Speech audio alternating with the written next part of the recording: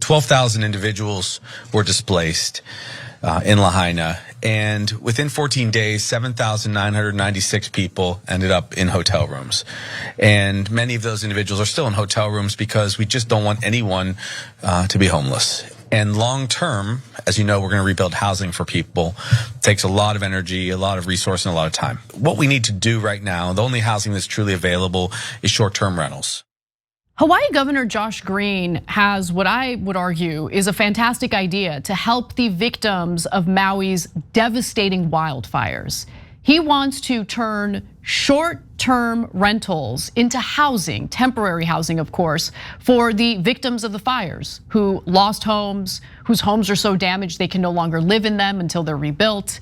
And I like this idea a lot. A lot of these individuals are currently living in hotels and they're being moved around. Obviously, that leads to all sorts of instability in one's life, and we should prevent that from happening. And that's precisely what Josh Green is trying to do here. Now, the Lahaina wildfire on August 8th left nearly 100 dead and thousands of residents without homes because of the destruction that the fire caused. Now, some victims have had to switch hotel rooms multiple times since the fire, like this mother who lost her home. Let's watch.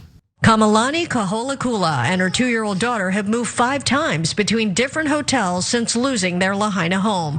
Now they got notice to clear out of this one before the new year. I have to think about move day again, and it's hard to get comfortable when you know you're gonna have to move. Kamalani fears Lahaina will be shortchanged in federal funding due to world events since the fire. I understand that, that's how you create allies and whatnot, whatever the case is, but we're your people.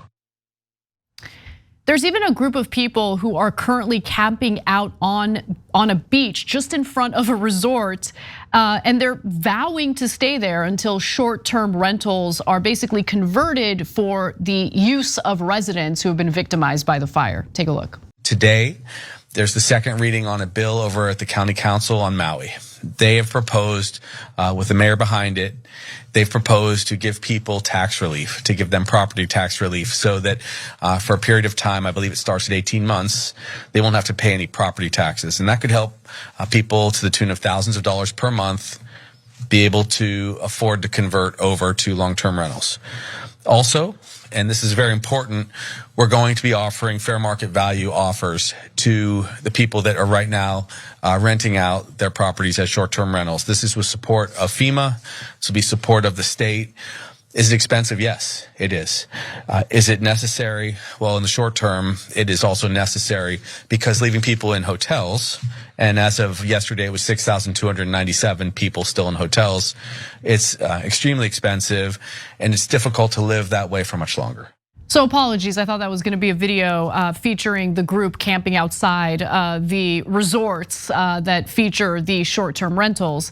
But that was actually the governor explaining how he intends to implement this program. And I do think that providing a financial incentive for the property owners makes a lot of sense.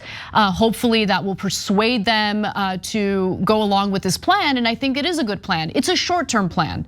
It's not a permanent plan. It's not a situation in which people are going to have their property confiscated from them. It's just a situation in which Hawaiians need a place to stay until their homes are rebuilt, and using up properties for short-term vacation rentals at a time when there's this crisis taking place, in my opinion, doesn't make much sense. But I do agree that the property owners should be properly compensated for being part of this program that's being floated by Governor Green.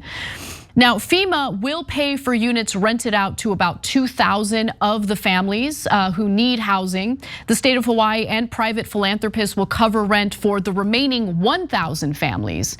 So that's really good news, it's good to hear.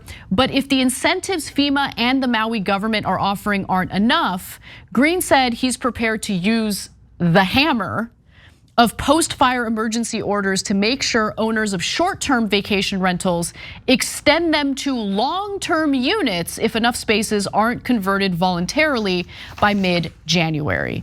Difficult times call for difficult measures, and I totally understand why some property owners would feel that this is government overreach. But I honestly disagree with that. And this wouldn't be a permanent measure confiscating their property. This would be a measure to ensure that people who have been victimized by this fire are no longer finding themselves in this unstable situation where they're being moved around from one hotel room to the next. It's unfair to them. And if there are spaces available for them in short-term housing or short-term rentals, I should say, they should be able to, again, temporarily take advantage of that until they have a permanent home rebuilt, a place for them to permanently stay in. And again, if the financial incentives are there, I do think that most people are kind enough to go along with this. But what I really want to focus on just briefly is the leadership that we're seeing from Governor Green in Hawaii, because we need more of that. We need more people to look out for the best interests of ordinary people who have been victimized in one way or another by extreme weather events, by wildfires. God knows we're dealing with more and more of that thanks to a rapidly warming climate.